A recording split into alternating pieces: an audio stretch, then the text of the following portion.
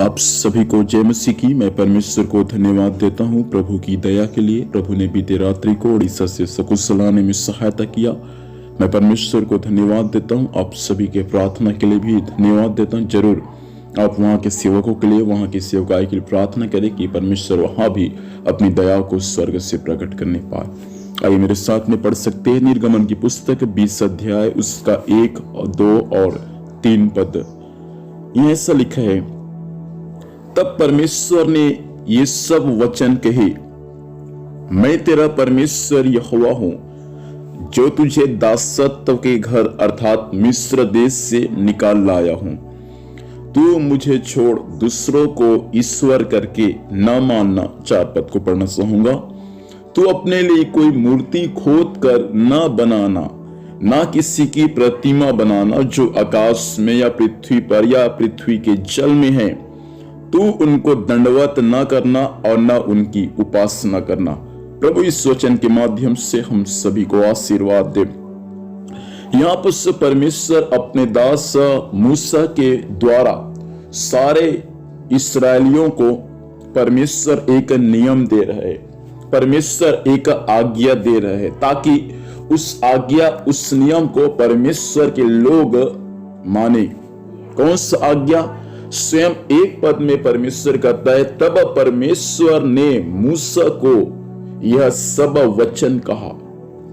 कौन सा वचन कहा? 2 पद में कहता है कि मैं तुझको मिस्र से निकाल कर लाया हूं। अर्थात मिस्र जो पाप का देश है, जो बंधुआई का देश है, जहां फिरौन परमेश्वर के लोगों को 430 साल तक उनको बंधक बना के रखा था, प्रभु वहां से अपने लोगों को बाहर निकाला। वैसा परमेश्वर आपको भी संसार से, पाप से, बुराई से, संसारिक बातों से खुदा ने आपको भी बाहर निकाला है। तो प्रभु आपसे कहना चाहता है, तू मुझे छोड़ दूसरों को ईश्वर करके न मानना। परमेश्वर क्या बोलते हैं मूसा को? मुझको छोड़कर दूसरों को ईश्वर करके, दूसरों को परमेश्वर करके नहीं बनाना। और ये सब बातों को तो नीचे जाकर सारे इस्राएलियों से कहना कि मुझको छोड़कर दूसरों को ईश्वर समझकर नहीं मानना, ना उनकी आराधना करना, ना उनकी उपासना करना। 4 पद में लिखा है, तू अपने लिए कोई भी मूर्ति खोद कर नहीं बनाना, ना किसी की प्रतिमा बनाना जो आकाश में है या इस पृथ्वी पर है या पृथ्वी के जल के भीतर क्यों न है, और ना तू उनको दंडवत करना और ना तू उनकी उपासना करना। प्रभु साफ साफ बोला है कि अपने लिए कोई मूर्ति खोद कर न बनाना, क्योंकि हमारा एक ही परमेश्वर है, उसका नाम प्रभु यीशु मसीह है।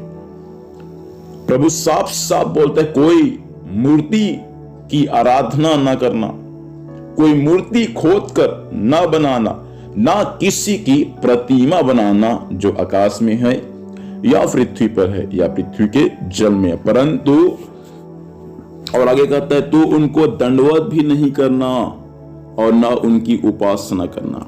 प्रभु जब ये आज्ञा दिया परमेश्वर के लोगों को, तो जैसे मूसा परमेश्वर के आज्ञा को लेकर पहाड़ से उतर रहा था, तो नीचे में क्या हुआ कि परमेश्वर का पहला आज्ञा था, मुझको छोड़ दूसरों को ईश्वर करके न मानना और तू अपने लिए कोई मूर्ति खोद कर न बनाना।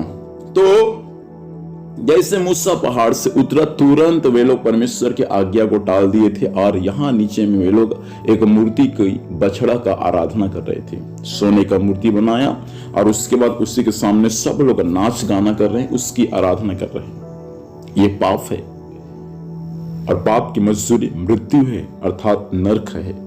इसलिए प्रभु के जन, प्रभु के लोगों, परमेश्वर के बेटा और बेटियों में आपसे कहना चाहता हूं, प्रभु को छोड़कर और कोई परमेश्वर नहीं होना चाहिए।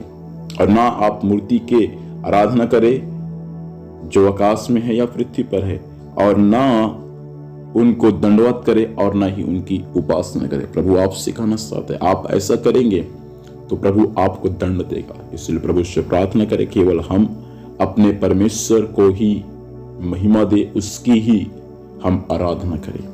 आइए प्रार्थना करेंगे। प्रभु से धन्यवाद देते हैं आपके वचन के लिए पिता। वचन के अनुसार सभी को बात किए पिता।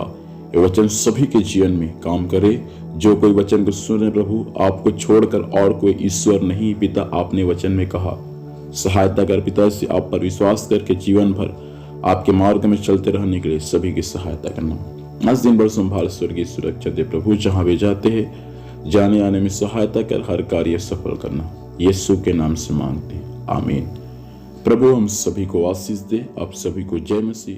Praise the Lord.